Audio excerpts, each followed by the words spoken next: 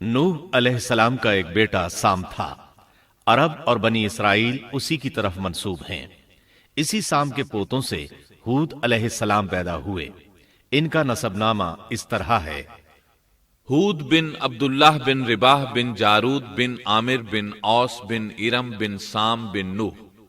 ہود علیہ السلام کی قوم کو قوم عاد اور قوم ارم بھی کہا جاتا ہے، کیونکہ عاد اور ارم ہود علیہ السلام کے اجداد تھے۔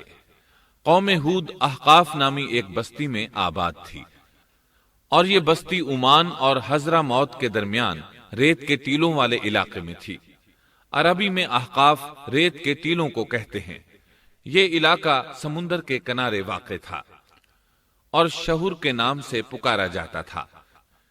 قرآن مجید میں سورۃ الاحقاف آیت 21 میں اللہ تعالیٰ نے انہیں ان کی بستی کی طرف منسوب کرتے ہوئے مخاطب کیا ہے۔ وَاذْكُرْ أَخَا عَادٍ إِذْ أَنذَرَ قَوْمَهُ بِالْأَحْقَافِ۔ اور عاد کے بھائی کو یاد کرو جبکہ اس نے اپنی قوم کو احقاف میں ڈرایا۔ قوم عاد کے لوگ اپنی رہائش کے لیے خیمے پسند کرتے تھے۔ ان کے خیمے بہت مضبوط اور پختہ ہوتے تھے۔ یہ لوگ ان کو بڑی مہارت سے بناتے تھے، پھر ان پر فخر کرتے تھے۔ اللہ تعالیٰ سورۃ الفجر آیات 6 تا 8 میں فرماتے ہیں: أَلَمْ تَرَ كَيْفَ فَعَلَ رَبُّكَ بِعَادٍ إِرَمَ ذَاتِ الْعِمَادِ الَّتِي لَمْ يُخْلَقْ مِثْلُهَا فِي الْبِلَادِ۔ کیا آپ نے نہیں دیکھا کہ آپ کے رب نے عاد کے ساتھ کیا کیا، جو نسل ارم سے تھے، ستونوں والے تھے، جن کے مانند کوئی قوم دنیا کے ممالک میں پیدا نہیں کی گئی۔ اللہ تعالیٰ نے ان کی کاریگری اور فن کی ایک مثال دی ہے کہ وہ ایسے خیموں میں آباد تھے جن کے ستون بہت مضبوط تھے، طاقتور تھے۔ ان لوگوں نے شہروں اور بستیوں کو ایسی کاریگری سے بنایا کہ ان کے متعلق عجیب و غریب روایات مشہور ہو گئیں۔ یہ نرم زمین میں خیمے بناتے تھے، اس کے ساتھ پہاڑوں میں محل بھی بناتے تھے، حالانکہ رہائش کے لیے زمین پر خیمے موجود تھے۔ گویا بیکار دولت اور وقت برباد کرتے، پھر اس پر فخر کرتے۔ شہروں میں جو راستے اور سڑکیں تھیں وہ بہت چوڑی تھیں۔ ان جیسے طویل اور قوی لوگ بعد میں پیدا نہیں ہوئے۔ کاریگری اور فنکاری میں یہ لوگ اس مقام تک پہنچے کہ پھر کوئی نہ پہنچ سکا۔ یہ لوگ عرب تھے اور عربی میں بات چیت کرتے تھے۔ ہود علیہ السلام بھی عربی تھے۔ اسماعیل علیہ السلام سے پہلے کے عرب باشندے عرب عاربہ کہلاتے ہیں۔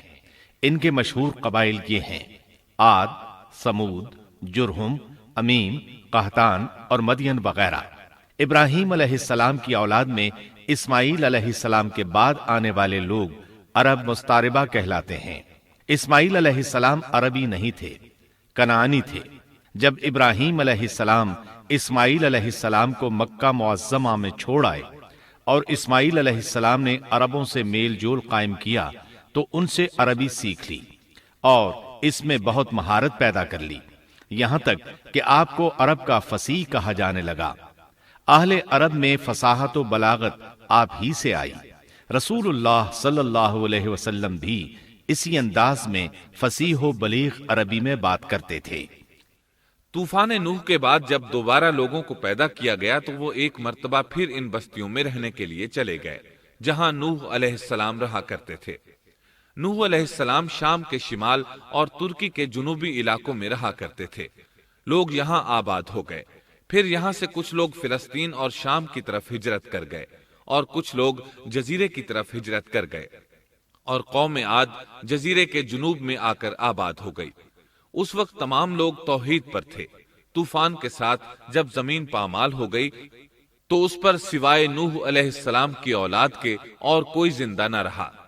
یہ لوگ توحید پرست تھے، لیکن وقت کے ساتھ ساتھ قوم عاد آباد ہوئی اور شیطان نے ان کے دلوں میں وسوسہ ڈالا۔ اس طرح وہ شیطان کی عبادت کرنے لگے۔ چنانچہ قوم نوح کے بعد سب سے پہلے جس قوم نے بت پرستی اختیار کی وہ قوم عاد تھی۔ اس قوم کو اللہ تعالیٰ نے بہت ڈیل ڈال دیا تھا۔ وہ بہت طاقتور قوم تھی۔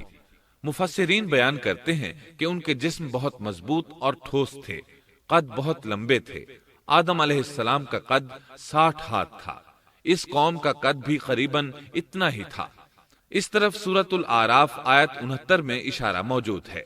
اللہ تعالیٰ فرماتے ہیں وَاذْكُرُوا إِذْ جَعَلَكُمْ خُلَفَاءَ مِن بَعْدِ قَوْمِ نُوحٍ وَزَادَكُمْ فِي الْخَلْقِ بَسْطَةً فَاذْكُرُوا آلَاءَ اللَّهِ لَعَلَّكُمْ تُفْلِحُونَ۔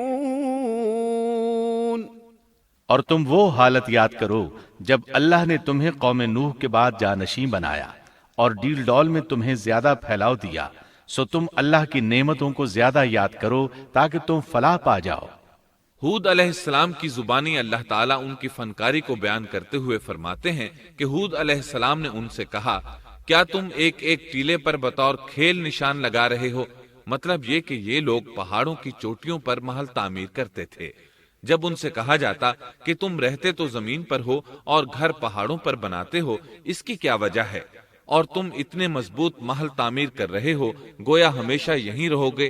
وہ لوگ دراصل ٹیلوں، گھاٹیوں، دروں اور پہاڑوں پر عمارات تعمیر کرتے تھے، اور ان کا مقصد ان میں رہنا نہیں تھا، بلکہ صرف کھیل کود کے لیے ایسا کرتے تھے۔ ہود علیہ السلام نے انہیں جھنجھوڑا کہ تم ایسا کام کیوں کرتے ہو جس کا کوئی مقصد نہیں، جس کام کے فضول ہونے میں کوئی شک نہیں۔ ہود علیہ السلام انہیں واعظ کرتے تھے، اے میری قوم، اللہ نے تمہیں بڑی قوت سے نوازا ہے۔ تمہاری طاقت کا عالم یہ ہے کہ جب تم کسی پر ہاتھ ڈالتے ہو تو ظلم کرتے ہو، کوئی شخص تمہارے سامنے آنا گوارا نہیں کرتا، لہذا اللہ سے ڈرو اور میری پیروی کرو۔ اس سے ڈرو جس نے ان چیزوں سے تمہاری مدد کی۔ اللہ تعالیٰ نے اپنی ہر طرح کی نعمت، مال، اسباب، اولاد، باغات، شہر، قوت، جسامت اور صنعت کاری سے تمہیں نوازا ہے، لہٰذا تم اللہ سے ڈرو اور میری اطاعت کرو۔ لیکن ان کی قوم نے کوئی اثر نہ لیا، نہ ان پر ایمان لائی، الٹا لگی تکبر کرنے، اللہ کی حمد کی بجائے اس کی ناشکری کرنے لگی۔ اور تکبر کے بارے میں بات یہ ہے کہ جب سے ابلیس نے اس کو اختیار کیا، یہ اس وقت سے آزمائش بن چکا ہے۔ اللہ تعالیٰ سورہ حامیم السجدہ آیت 15 میں فرماتے ہیں، فَأَمَّا عَادٌ فَاسْتَكْبَرُوا فِي الْأَرْضِ بِغَيْرِ الْحَقِّ وَقَالُوا مَنْ أَشَدُّ مِنَّا قُوَّةً أَوَلَمْ يَرَوْا أَنَّ اللَّهَ الَّذِي خَلَقَهُمْ هُوَ أَشَدُّ مِنْهُمْ قُوَّةً۔ پس قوم عاد نے تو بے وجہ زمین میں سرکشی شروع کر دی اور کہنے لگے کہ ہم سے زوراور کون ہے؟ کیا انہیں یہ نظر نہ آیا کہ جس اللہ نے انہیں پیدا کیا ہے وہ ان سے بہت ہی زیادہ زوراور ہے؟ جب یہ لوگ اپنی سرکشی اور کفر میں حد سے بڑھ گئے، تب اللہ تعالیٰ نے ہود علیہ السلام کو ان کی طرف بھیجا۔ انہوں نے انہیں اللہ کی طرف بلایا اور کہا، اے میری قوم، اللہ کی عبادت کرو، اس کے سوا تمہارا کوئی معبود نہیں۔ کیا تم ڈرتے نہیں؟ قوم کے کافر سردار کہنے لگے، ہم تو دیکھتے ہیں کہ تو نری بے وقوفی میں ہے، ہمارے خیال میں تو جھوٹا ہے۔ اس پر ہود علیہ السلام نے فرمایا، میری قوم، میں بے وقوف نہیں، میں تو تمام جہانوں کے پروردگار کی طرف سے بھیجا گیا ہوں، تمہیں اپنے رب کے پیغامات پہنچا رہا ہوں، اور ہوں بھی تمہارا دلی خیرخواہ اور امانت دار۔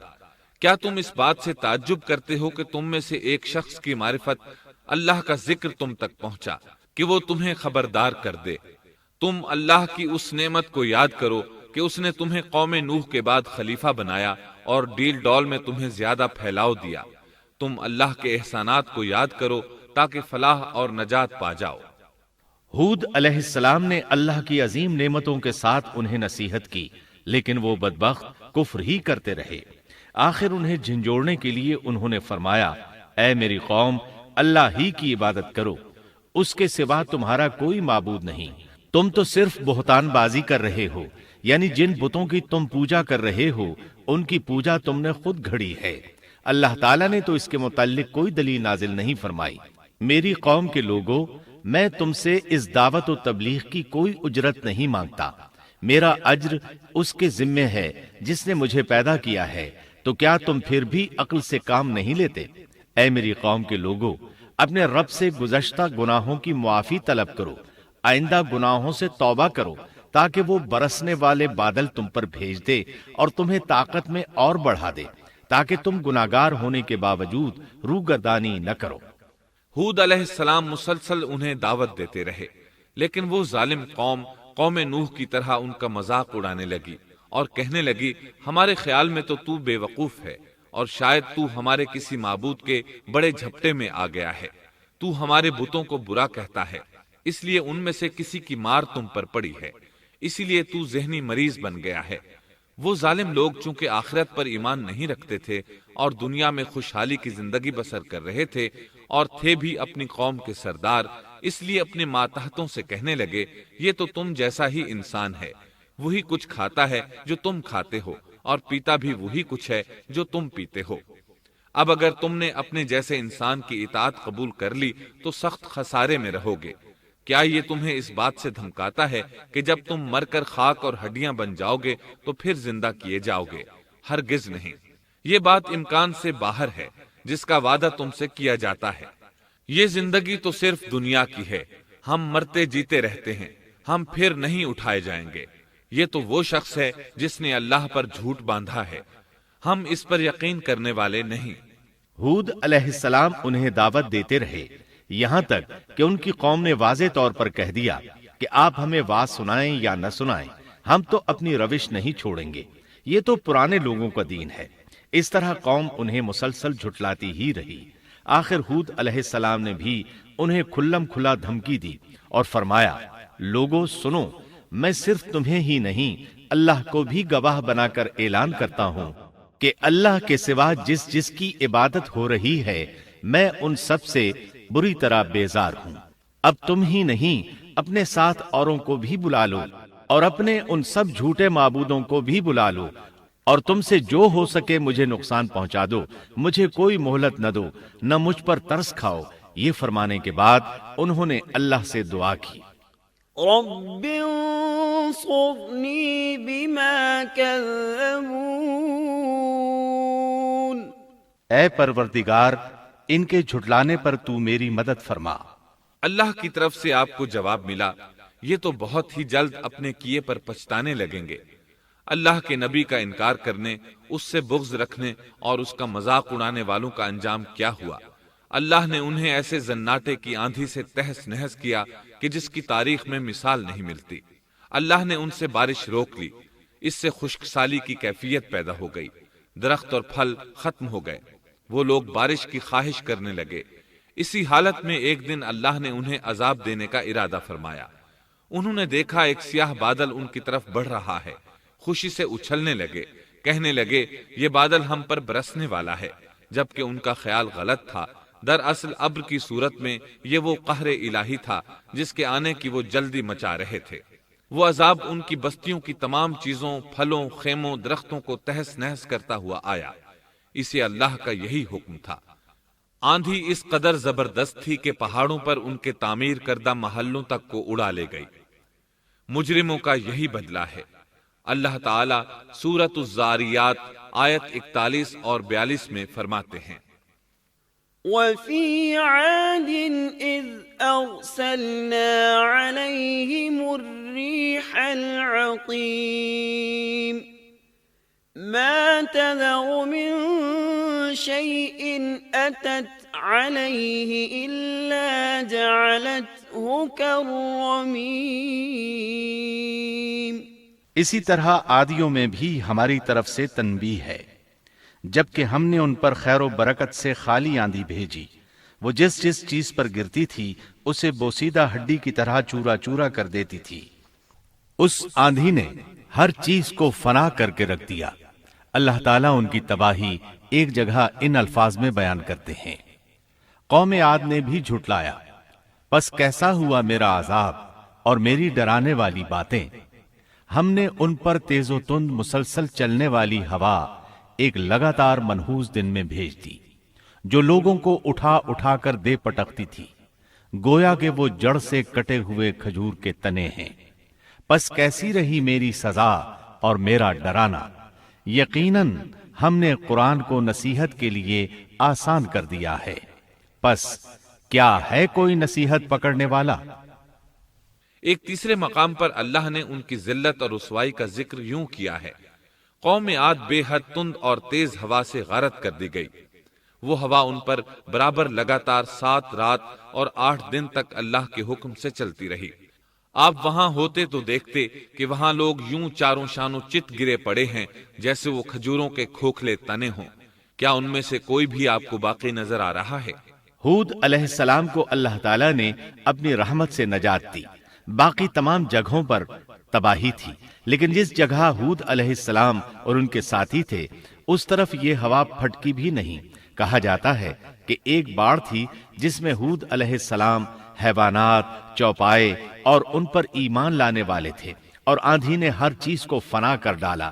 अल्लाह ताला सूरह आराफ आयत 72 में फरमाते हैं, فأنجيناه والذين معه برحمة منا وقطعنا دابر الذين كذبوا بآياتنا وما كانوا مؤمنين۔ गरज हमने उन्हें और उनके साथियों को अपनी रहमत से बचा लिया और उन लोगों की जड़ काट दी जिन्होंने हमारी आयतों को झुटलाया था और वो ईमान लाने वाले न थे। इसी तरह सूरह हूद में अल्लाह फरमाते हैं, जब हमारा हुक्म आ पहुंचा तो हमने हूद को और उनके साथियों को अपनी खास रहमत से नजात दी। हमने उन सब को सख्त अजाब से साफ बचा लिया। ये थे कौम आद के लोग जिन्होंने अपने रब की आयतों का इनकार किया और उसके रसूलों की नाफरमानी की और हर एक सरकश नाफरमान के हुक्म को माना। दुनिया में भी उन पर लानत लगा दी गई और क़यामत के दिन भी। देख लो, कौम आद ने अपने रब से कुफ्र किया। हूद की कौम आद पर लानत हो। इस तरह कौम आद तबाह हो गई। उनके बाद मोमिनों ने उनके बाकी बच जाने वाले मकानात पर कब्जा कर लिया और वहां रहने लगे। फिर हूद अलैहिस्सलाम ने हजरा मौत में वफात पाई। अब हम आते हैं सैयदिना सालेह अलैहिस्सलाम के किस्से की तरफ। दिन गुजरते गए और लोग एक बार फिर इब्लीस लईन के वसवसे में आकर कुफ्र की तरफ पलट आए, क्योंकि इब्लीस किसी भी शख्स को वसवसे में डाले बगैर नहीं छोड़ता। इस तरह एक बार फिर कुफ्र फैल गया। चुनाचे अल्लाह ने उनकी हिदायत के लिए सालेह अलैहिस्सलाम को मबऊस फरमाया। ये समूद के पोतों में से एक अरबी नबी थे। इनका नसब नामा इस तरह है, सालेह बिन उबैद बिन सय्याफ बिन माशिह बिन उबैद बिन हाजिर बिन समूद बिन इरम बिन साम बिन नूह अलैहिस्सलाम। गोया सालेह अलैहिस्सलाम का ताल्लुक कौम समूद से था और ये कौम कौम आद की नस्ल से थी। समूद की कौम ने यमन को खैरबाद कहा और जजीरे से शिमाल की तरफ मुंतकिल हो गए। फिर वहां हिज्र नामी एक बस्ती में जा ठहरे। कुरान करीम की सूरतुल हिज्र इसी बस्ती के नाम से मौसूम है। कौम आद का तस्करा सूरतुल हिज्र के अलावा सूरतुल अहकाफ और सूरह हूद में भी है। अल्लाह ताला सूरतुल हिज्र आयत 80 में फरमाते हैं, वलक़द कज़्ज़ब अस्हाबुल हिज्रिल मुरसलीन। और हिज्र वालों ने भी रसूलों को झुटलाया। हिज्र कौम समूद का मरकजी शहर था। अब वो मदाइन सालेह के नाम से मशहूर है। ये शहर मदीना मुनव्वरा के शिमाल मगरिब में 380 किलोमीटर के फासले पर वाक़ है। ये लोग भी पहाड़ों को तराश कर घर बनाते थे। ये सनत और कारीगरी उन्होंने कौम आद से विरासत में पाई थी। अल्लाह ताला सूरतुल फज्र आयत 9 में फरमाते हैं, वसमूद अल्लज़ीन जाबुस्सख्र बिलवाद। और कौम समूद के साथ क्या किया जिन्होंने वादी में बड़े बड़े पत्थर तराशे थे। कुरान मजीद में अल्लाह ताला एक मकाम पर फरमाते हैं, और हमने कौम आद और समूद को गारत किया जिनके बाज मकानात आपके सामने जाहिर हैं। उनके मकानात उनकी तबाही से लेकर अब तक मौजूद हैं। شام کے راستے میں خیبر، تیما سے تبوک تک قوم سمود کے آثار پائے جاتے ہیں۔ یہ لوگ کس طرح پتھر تراش تراش کر گھر بناتے تھے، اللہ تعالیٰ نے سورۃ الاعراف آیت 74 میں اس کا ذکر کیا ہے۔ واذكروا إذ جعلكم خلفاء من بعد عاد وبوأكم في الأرض تتخذون من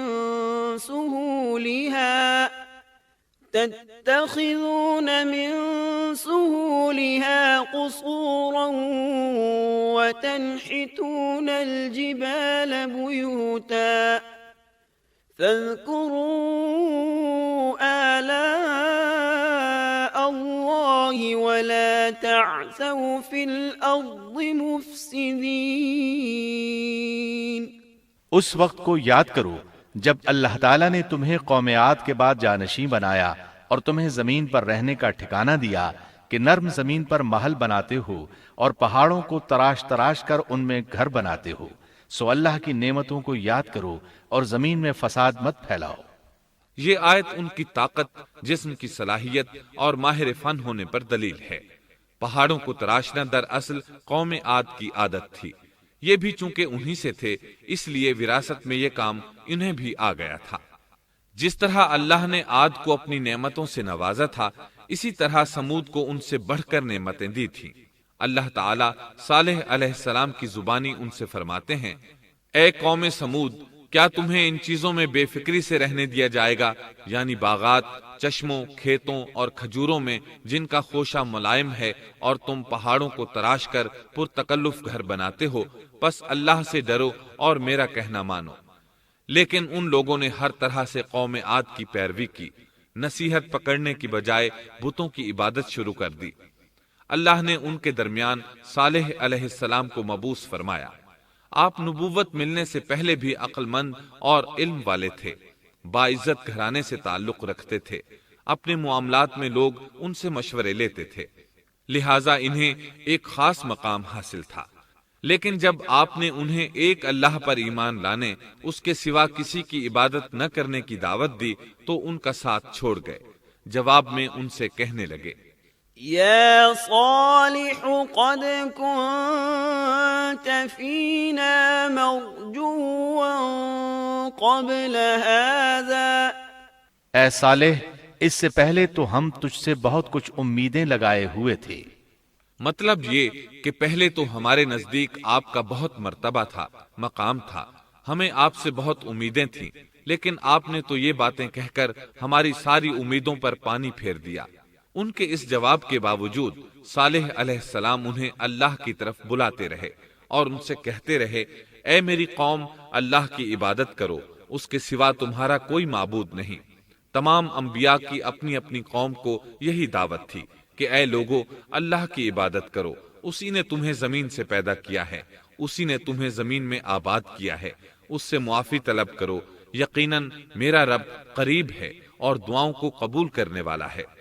اے میری قوم، تم نیکی سے پہلے برائی کی جلدی کر رہے ہو، اللہ سے معافی کیوں نہیں مانگتے کہ تم پر رحم کیا جائے؟ اللہ سے ڈرو، میری اطاعت کرو، حد سے گزر جانے والے بے باک لوگوں کی اطاعت سے باز آؤ، وہ ملک میں فساد پھیلا رہے ہیں اور اصلاح نہیں کرتے۔ صالح علیہ السلام نے ہود علیہ السلام کی طرح اپنی قوم کو نصیحت کی، لیکن ان ظالموں نے بھی اسی طرح کفر کیا جیسے قوم عاد نے کیا تھا۔ کہنے لگے، یہ کیسے ہو سکتا ہے کہ ہم اپنے میں سے ایک شخص کے تابع ہو جائیں؟ اس اکیلے کی اتنی زیادہ فضیلت کی آخر کیا وجہ ہے؟ ہم نہیں مان سکتے کہ ہم میں صرف اسی ایک پر اللہ کی باتیں نازل ہوتی ہیں۔ پھر وہ اس سے بھی آگے بڑھے اور اللہ کے نبی کو کھلے الفاظ میں پرلے درجے کا جھوٹا کہا، جادوگر کہا۔ پھر یہ سرکش اور کافر لوگ صالح علیہ السلام کے ساتھ ایمان لانے والے کمزور غریب لوگوں کو مخاطب کر کے کہنے لگے، کیا تم صالح پر ایمان رکھتے ہو؟ ہم تو اس کے منکر ہیں۔ اس طرح صالح علیہ السلام دن رات انہیں دعوت دیتے رہے، یہاں تک کہ یہ لوگ صالح علیہ السلام سے کہنے لگے، تم نے اور تمہارے ساتھیوں نے ہمارے اندر نحوست پھیلا رکھی ہے اور اسی لیے ہم مشکلات اور مصائب کا شکار ہیں۔ لہذا تم ہم سے دور ہو جاؤ۔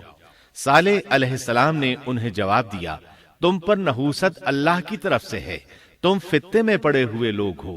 پھر اس کے بعد وہ لوگ صالح علیہ السلام سے مکمل طور پر دشمنی کرنے لگے، اور انہوں نے آپ کو یہاں تک کہہ دیا کہ آپ ہماری مجلس میں نہ آیا کریں کیونکہ آپ منحوس ہیں۔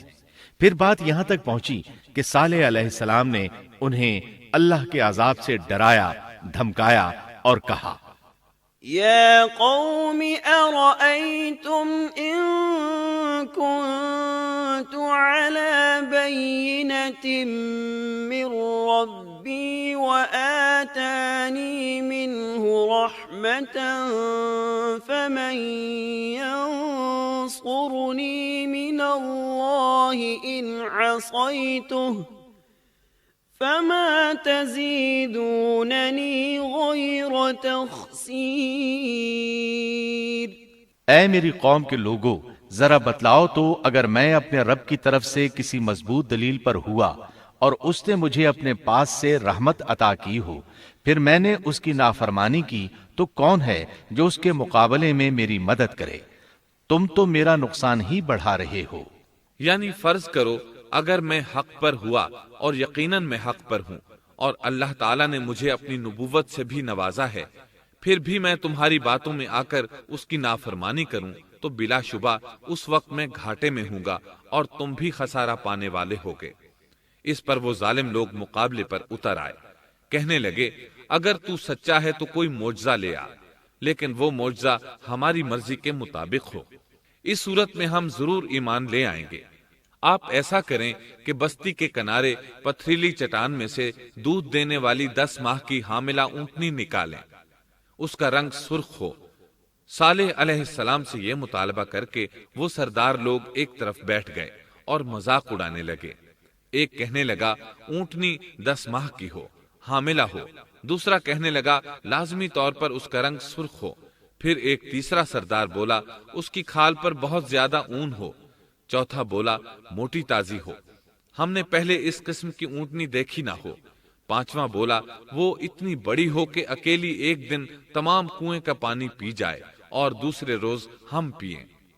یہ لوگ اسی طرح مذاق اڑا رہے تھے کہ صالح علیہ السلام نے ان سے کہا، اگر تمہاری مطلوبہ اونٹنی تمہیں مل جائے تو کیا تم ایمان لے آؤ گے؟ سب نے مل کر کہا، ہاں ضرور لے آئیں گے۔ صالح علیہ السلام نے فرمایا، تب تم ایک دن سب لوگوں کو جمع کر لو۔ مقررہ دن وہ لوگ جمع ہو گئے۔ ان کی موجودگی میں صالح علیہ السلام نے اللہ سے دعا کی، زمین پر زلزلہ طاری ہوا، ان کی آنکھوں کے سامنے چٹان پھٹی اور اس سے بالکل ویسی ہی اونٹنی نکلی جیسا کہ ان کا مطالبہ تھا۔ انہوں نے اپنی زندگی میں ایسی اونٹنی کبھی نہیں دیکھی تھی۔ اس میں وہ تمام صفات موجود تھیں جن کا ذکر ان لوگوں نے کیا تھا۔ اللہ تعالیٰ صالح علیہ السلام کی زبانی سورہ ہود آیت 64 میں فرماتے ہیں، وَيَا قَوْمِ هَٰذِهِ نَاقَةُ اللَّهِ لَكُمْ آيَةً فَذَرُوهَا تَأْكُلْ فِي أَرْضِ اللَّهِ وَلَا تَمَسُّوهَا بِسُوءٍ فَيَأْخُذَكُمْ عَذَابٌ قَرِيبٌ۔ اے میری قوم، یہ اللہ کی بھیجی ہوئی اونٹنی ہے، یہ تمہارے لیے ایک معجزہ ہے۔ اب تم اسے اللہ کی زمین میں کھاتی ہوئی چھوڑ دو اور اسے کسی طرح کی تکلیف نہ پہنچاؤ، ورنہ فوری عذاب تمہیں آ پکڑے گا۔ اس اونٹنی کو چونکہ کسی اونٹنی نے جنم نہیں دیا تھا، اس لیے اس کو ناقۃ اللہ یعنی اللہ کی اونٹنی کہا گیا۔ پھر صالح علیہ السلام نے فرمایا، لوگو سن لو، ایک دن یہ اونٹنی پانی پیے گی، ایک دن تم پیو گے، تم میں سے کوئی اسے تکلیف نہ پہنچائے، ورنہ اللہ کا بدترین عذاب تم پر نازل ہوگا۔ سورۃ القمر میں اللہ فرماتے ہیں، بے شک ہم اونٹنی کو ان کے لیے آزمائش بنا کر بھیج رہے ہیں، تم صبر کے ساتھ ان کے انجام کا انتظار کرو۔ اس نشانی کے ظہور کے بعد اللہ تعالیٰ نے صالح علیہ السلام کو مخاطب کر کے فرمایا، تم اب دیکھتے رہو کہ ان کا انجام کیا ہوتا ہے، ان کی سختیوں پر صبر کرو، ان سے کہہ دو کہ پانی پر ایک دن ان کا اختیار ہوگا اور ایک دن اس اونٹنی کا، خبردار کوئی زیادتی نہ کرے اور اس اونٹنی کو پانی پینے سے نہ روکے۔ سورۃ الشمس میں اللہ تعالیٰ فرماتے ہیں کہ ان سے اللہ کے رسول نے فرما دیا تھا کہ اللہ کی اونٹنی کی اور اس کے پانی پینے کی باری کی حفاظت کرو، یعنی اسے نہ تو پانی پینے سے روکو اور نہ ہی اسے کوئی تکلیف پہنچاؤ۔ اس معجزے کو دیکھ کر لوگ دو گروہوں میں بٹ گئے۔ بہت کم لوگوں نے صالح علیہ السلام کی پیروی کی، ان پر ایمان لائے، جبکہ اکثر لوگ پھر بھی اپنے کفر پر ڈٹے رہے۔ اللہ تعالیٰ فرماتے ہیں ان لوگوں نے خود معجزے کا مطالبہ کیا تھا، لیکن اس کو اپنی آنکھوں سے دیکھنے کے باوجود ظلم پر اڑے رہے اور کفر پر اصرار کرتے رہے۔ سورۃ الحجر آیت 81 میں اللہ فرماتے ہیں وَآتَيْنَاهُمْ آيَاتِنَا فَكَانُوا عَنْهَا مُعْرِضِينَ، اور انہیں ہم نے اپنی نشانیاں بھی عطا فرمائی تھیں، لیکن پھر بھی وہ ان سے گردن موڑنے والے ہی رہے۔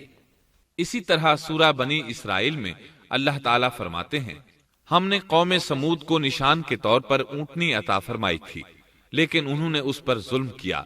بلا شبہ وہ ایک واضح نشانی تھی، کوئی شخص یہ نہیں کہہ سکتا تھا کہ جادوگروں نے اسے پیدا کیا ہے۔ وہ اونٹنی ان میں موجود رہی، ان کے علاقے میں جہاں چاہتی چرتی، جب کنویں پر پانی پینے جاتی تو سارا پانی پی جاتی۔ وہ لوگ اس کا دودھ پیتے، دودھ سب کے لیے کافی ہو جاتا۔ ان کی آنکھوں کے سامنے اس نے ایک بچے کو جنم دیا، وہ شکل صورت میں بالکل اپنی ماں جیسا تھا۔ لوگ اسے دیکھ کر تعجب کرتے۔ بچہ اونٹنی کے ساتھ رہتا، یہ ایک واضح نشانی تھی، اس پر جادو کا گمان کیا ہی نہیں جا سکتا تھا۔ وہ اونٹنی ایک عرصے تک ان لوگوں میں رہی۔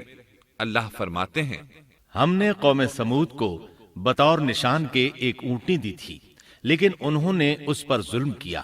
حالانکہ یہ نشانیاں ہم لوگوں کو ڈرانے کے لیے ہی بھیجتے ہیں۔ وہ لوگ اس اونٹنی کو دیکھ کر متعجب ضرور ہوئے، لیکن ایمان پھر بھی بہت کم لوگ لائے، حالانکہ اس نشانی کے بعد انہیں چاہیے تھا ایمان لے آئیں۔ پھر ایک دن قوم کے سرداروں نے مشورہ کیا کہ اگر ہم نے صالح کو اسی طرح چھوڑ دیا تو کہیں لوگ ہمیں نہ چھوڑ دیں اور صالح کے پیروکار بن جائیں۔ اس اونٹنی نے تو ہمیں مصیبت میں ڈال دیا ہے، ہم پورا ایک دن پانی کو چھو بھی نہیں سکتے، کیونکہ یہ سارا دن پانی پیتی رہتی ہے۔ پھر یہ اس قدر دیو ہیکل ہے کہ اسے دیکھ کر ہماری بکریاں بھاگ جاتی ہیں، اونٹ اسے دیکھ کر خوفزدہ ہو جاتے ہیں، لہٰذا ہمیں چاہیے کہ اس سے چھٹکارا حاصل کر لیں۔ وہ آپس میں مشورہ کرتے رہے، آخر انہوں نے ایک آدمی منتخب کیا۔ مورخین کا اس پر اتفاق ہے کہ اس کا نام قدار بن سالف تھا، اس کے ساتھ اس کا ایک ساتھی بھی تھا۔ ان دونوں نے مل کر اونٹنی کو قتل کیا۔ اللہ تعالیٰ سورۃ القمر آیت 29 اور 30 میں فرماتے ہیں فنادوا صاحبهم فتعاطى فعقر فكيف كان عذابي ونذر۔ پھر انہوں نے اپنے ساتھی کو بلایا، تب اس نے ہاتھ بڑھایا اور اس کی کونچیں کاٹ دیں، پھر دیکھا ہمارا عذاب اور ڈراوا کیسا تھا۔ اس قدار کے بارے میں نبی کریم صلی اللہ علیہ وسلم کا ارشاد ہے کہ پہلے لوگوں میں سے سب سے زیادہ بدبخت یہی تھا۔ اللہ تعالیٰ نے قرآن مجید میں اس کا ذکر یوں فرمایا ہے فَنَادَوْا صَاحِبَهُمْ، پھر انہوں نے اپنے ساتھی کو پکارا۔ سورۃ الشمس میں اللہ فرماتے ہیں إِذِ انبَعَثَ أَشْقَاهَا، جب ان میں بڑا بدبخت شخص اٹھ کھڑا ہوا۔ یہ بدبخت قدار اٹھا، اپنے ساتھی کو ساتھ لیا اور اونٹنی کو قتل کرنے کے لیے تیار ہو گئے۔ آپس میں مشورہ ہوا کہ یہ نہ کہا جائے ہم نے اسے قتل کیا ہے۔ اس طرح باقی لوگوں نے بھی ان سے اتفاق کیا۔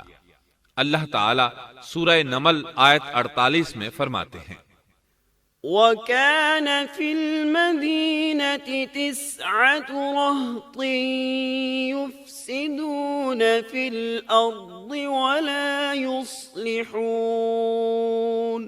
اور اس شہر میں 9 آدمی ایسے تھے جو زمین میں فساد کرتے تھے اور اصلاح نہیں کرتے تھے۔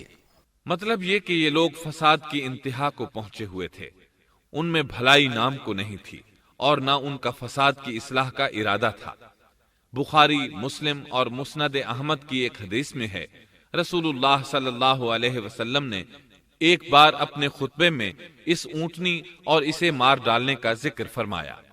آیت اذم بعثا اشقاہا کی تلاوت کرتے ہوئے فرمایا کہ جیسے ابو زمعہ تھا، اسی جیسا یہ شخص بھی اپنی قوم میں عزیز، دلیر اور بڑا آدمی تھا۔ تمام لوگوں نے اس بدبخت کے ساتھ عہد کیا اور اسے یقین دہانی کرائی کہ اگر تمہارے ساتھ کسی نے برائی کا ارادہ کیا تو تمام قوم تمہاری حمایت میں اٹھ کھڑی ہوگی۔ اس یقین دہانی کے بعد یہ بدبخت اونٹنی کے انتظار میں بیٹھ گئے۔ اونٹنی پہاڑ کی طرف سے آتی تھی اور پانی پی کر واپس چلی جاتی تھی، یہی اس کا معمول تھا۔ جب ان لوگوں نے چٹان سے اونٹنی کو نکلتے دیکھا تو اچانک حملہ کرنے کے لیے آگے بڑھے، لیکن اس کا جثہ دیکھ کر خوفزدہ ہو گئے، الٹے پاؤں بھاگے۔ بدبخت قدار نے اپنے ساتھیوں کی یہ حالت دیکھی تو ہنس پڑا اور آگے بڑھ کر اونٹنی کی ران میں تیر مارا۔ اس سے اونٹنی کی ران کی ہڈی ٹوٹ گئی اور وہ نیچے گر گئی۔ پھر اس ظالم نے اپنے ساتھیوں کو آواز دی اور آگے بڑھ کر اونٹنی کی کونچیں کاٹ دی۔ سورۃ الشمس میں اللہ تعالیٰ فرماتے ہیں، ان لوگوں نے اپنے پیغمبر کو جھوٹا سمجھ کر اس اونٹنی کی کونچیں کاٹ دی، پس ان کے رب نے ان کے گناہوں کے باعث ان پر ہلاکت ڈالی اور پھر ہلاکت کو عام کر دیا اور اس بستی کو برباد کر دیا۔ اونٹنی کی کونچیں کاٹ دیے جانے کے بارے میں اللہ تعالیٰ ایک دوسرے مقام پر فرماتے ہیں کہ پس انہوں نے اونٹنی کو مار ڈالا اور اپنے پروردگار کے حکم سے سرتابی کی اور کہنے لگے، اے صالح، جن عذابوں سے تو ہمیں دھمکاتا رہتا تھا، اگر تو واقعی پیغمبر ہے تو ان عذابوں کو ہم پر نازل کرا دے۔ اونٹنی پر حملہ ہوتے ہی اس کا بچہ بھاگ نکلا تھا۔ وہ پہاڑ کی چوٹی پر چڑھ گیا، 3 مرتبہ بلبلایا۔ یہ بدبخت اس کے پیچھے بھاگے اور آخر اسے بھی قتل کر دیا۔ پھر تمام بستی والے جمع ہوئے، اونٹنی اور اس کے بچے کا گوشت تیار کیا اور مزے کے ساتھ اس کو کھایا۔ اس جرم میں ان سب نے شرکت کی، البتہ جو لوگ صالح علیہ السلام پر ایمان لے آئے تھے وہ الگ تھلگ رہے۔ صالح علیہ السلام کو جب یہ خبر ملی تو وہ گھبرائے ہوئے اونٹنی کے پاس پہنچے۔ اونٹنی بے جان پڑی تھی، اس کا بچہ بھی بے جان تھا۔ لوگ ان کے گرد جمع تھے اور ان کا گوشت کھا رہے تھے۔ اس وقت صالح علیہ السلام نے ان سے کہا، فقال تمتعوا في داركم 3 أيام ذلك وعد غير مكذوب۔ اس پر صالح نے کہا کہ اچھا تم 3 دن تک اپنے گھروں میں رہ سہ لو، یہ وعدہ جھوٹا نہیں ہے۔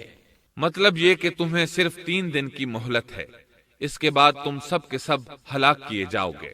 وہ صالح علیہ السلام کی بات کو رد کرتے ہوئے انہیں دھمکیاں دینے لگے کہ جن عذابوں کا تو ہم سے وعدہ کر رہا ہے، اگر تو سچا ہے تو ان کو ہم پر نازل کر دے۔ اس کے بعد وہ جمع ہو کر مشورہ کرنے لگے کہ آج رات صالح کو بھی مار ڈالو۔ ان کے اس مشورے کے بارے میں اللہ تعالیٰ سورۃ النمل آیات 48 اور 49 میں فرماتے ہیں، اس شہر میں 9 سردار تھے، وہ زمین میں فساد پھیلاتے رہتے تھے اور اصلاح نہیں کرتے تھے۔ انہوں نے آپس میں بڑی بڑی قسمیں کھا کھا کر عہد کیا کہ رات ہی کو صالح اور اس کے گھر والوں پر چھاپا ماریں گے اور اس کے وارثوں سے صاف کہہ دیں گے کہ ہم اس کے اہل کی ہلاکت کے وقت موجود نہیں تھے اور ہم بالکل سچے ہیں۔ اب یہ لوگ صالح علیہ السلام کے گھر کی طرف چلے۔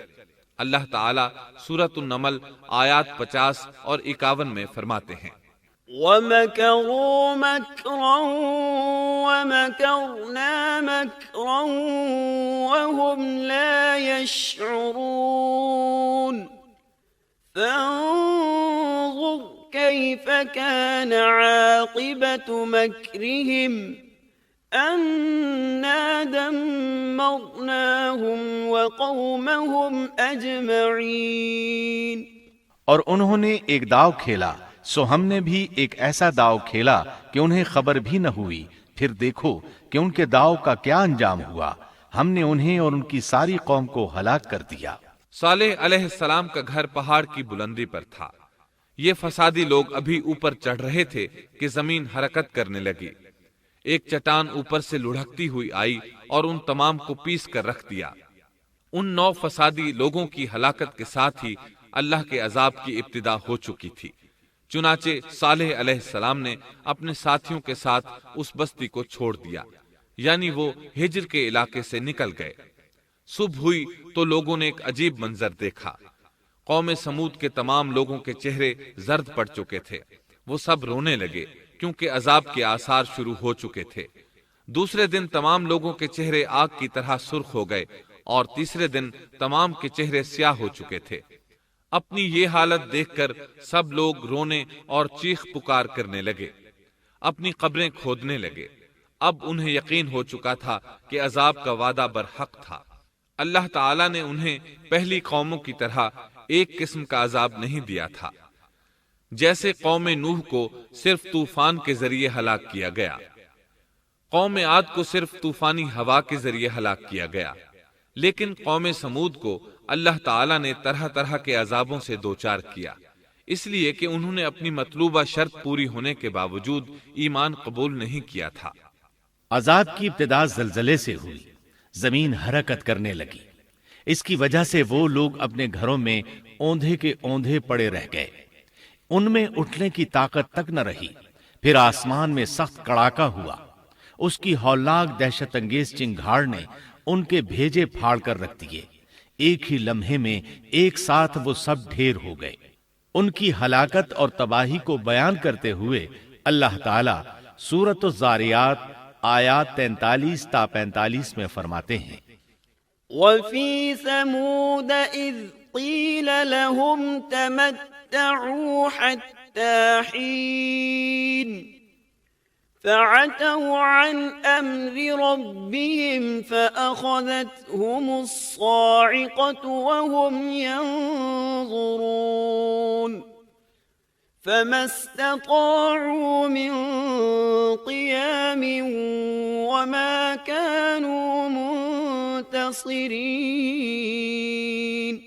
اور سمود کے قصے میں بھی عبرت ہے، جب ان سے کہا گیا کہ تم کچھ دن تک فائدہ اٹھا لو، لیکن انہوں نے اپنے رب کے حکم سے سرتابی کی، اس پر انہیں ان کے دیکھتے دیکھتے تیز و تند کڑاکے نے ہلاک کر دیا، پس نہ تو وہ کھڑے ہو سکے اور نہ بدلہ لے سکے۔ اسی طرح سورہ ہود میں اللہ تعالیٰ نے ان کی تباہی کا نقشہ اس طرح کھینچا ہے کہ ایک زور کی کڑک نے ان ظالموں کو آ لیا، پھر تو وہ اپنے گھروں میں زانوں کے بل مردہ پڑے رہ گئے، ایسے گویا کہ وہ کبھی آباد ہی نہ تھے۔ سورۃ القمر میں اللہ نے ان کی رسوائی ان الفاظ میں بیان کی ہے، ہم نے ان پر ایک چیخ بھیجی، پھر وہ ایسے ہو گئے جیسے کانٹوں کی باڑ کا چورا۔ دوسری طرف صالح علیہ السلام اور ان کے ساتھیوں کو اللہ تعالیٰ نے اپنی رحمت سے نجات دی۔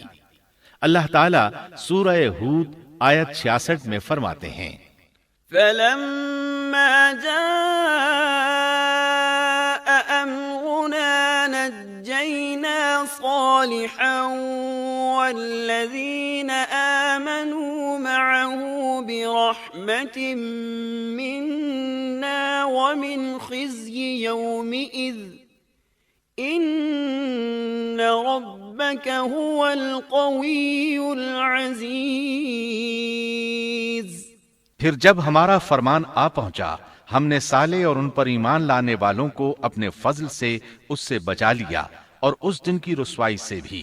یقیناً تیرا پروردگار نہایت توانا اور غالب ہے۔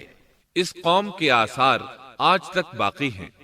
مدینہ منورہ کے شمال مغرب میں ان کے گھر موجود ہیں۔ اب یہ علاقہ مدائن صالح کے نام سے مشہور ہے۔ سورۃ النمل میں اللہ تعالیٰ فرماتے ہیں، پس یہ ان کے گھر ہیں جو ان کے ظلم کے سبب ویران پڑے ہیں، بے شک اس میں دانش مندوں کے لیے نشانیاں ہیں۔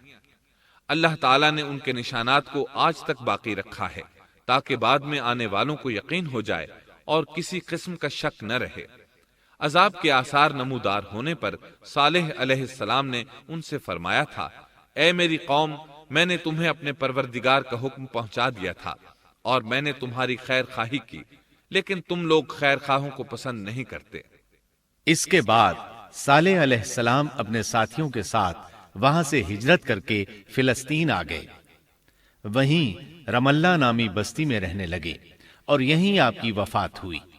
نبی کریم صلی اللہ علیہ وسلم صحابہ کرام رضی اللہ عنہم کے ساتھ تبوک تشریف لے گئے تو آپ نے مدائن صالح کے قریب قیام فرمایا تھا۔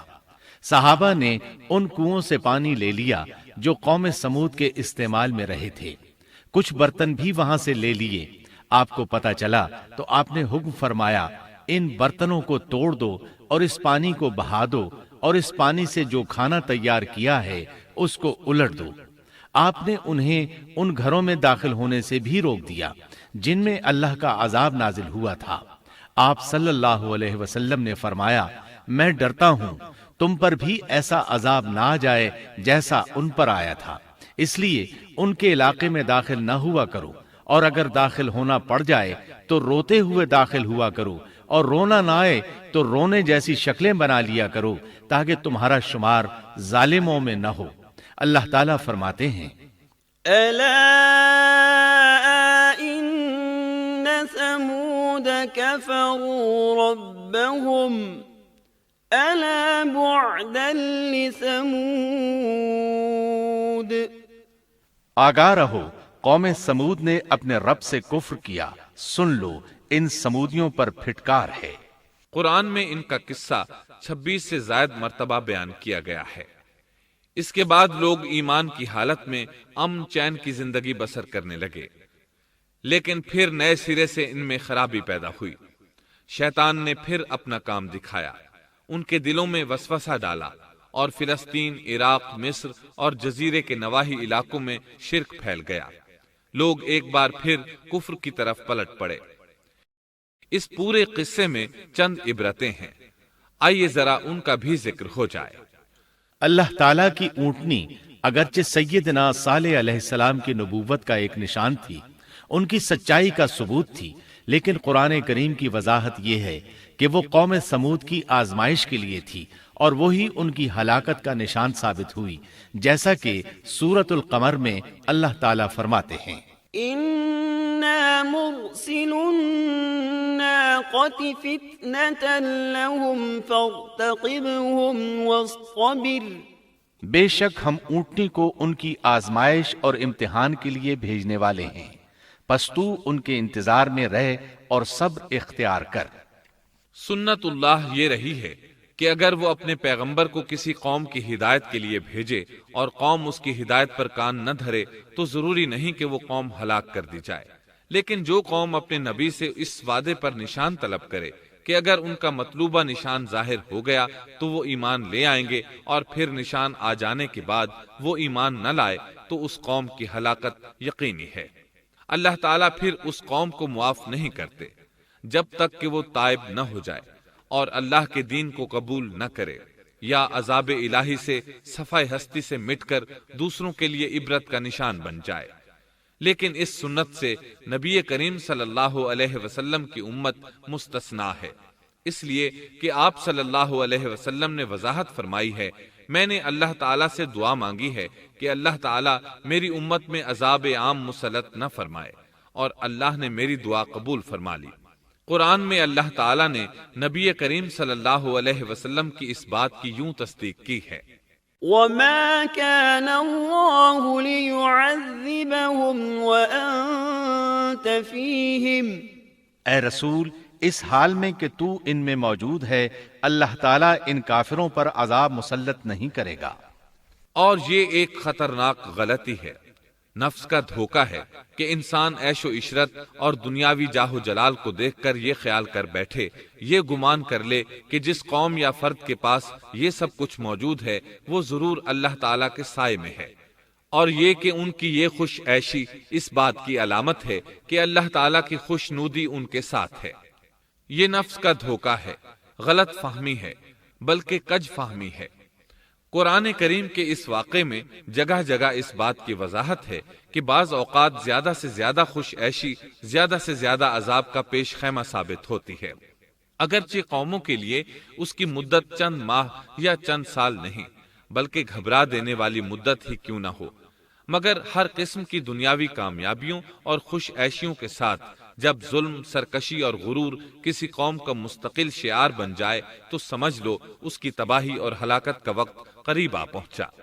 اللہ تعالیٰ فرماتے ہیں، تیرے رب کی پکڑ بہت سخت ہے، لیکن اس کے ساتھ ہی یہ بات بھی ہے کہ کسی قوم میں تمام تر خرابیوں کے باوجود اگر قوم سے اکثر افراد اللہ کے شکر گزار ہوں، اس کے بندوں کے ساتھ انصاف کرنے والے اور آپس میں نیک نیت اور خیر خواہی کرنے والے ہوں، تو بلا شبہ وہ اللہ کے ہاں مقبول بندے ہیں، اور انہی کو دنیا اور آخرت کی کامیابیوں کی بشارت ہے، اور انہی کے لیے یہ دنیاوی عیش اللہ کی بے انتہا نعمتوں کی علامت ہے۔ انہی الفاظ پر سیدنا صالح علیہ السلام کا قصہ اختتام کو پہنچا۔